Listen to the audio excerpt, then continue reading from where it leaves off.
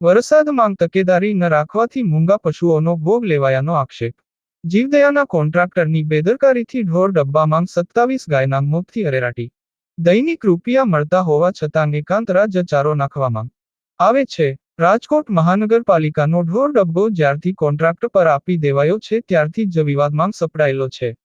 જીવદયા ઘરના નામે ધંધો ચલાવતા પિતા પુત્ર રાજેન્દ્ર અને યશ શાહ મફતમાં ચારો અને સારવાર કરાવી મનપા પાસે મહિને 18.20 લાખ રૂપિયા ઉસેડી રહ્યા છે પણ તેની સામે પશુઓની યોગ્ય જાળવણી કરાતી નથી.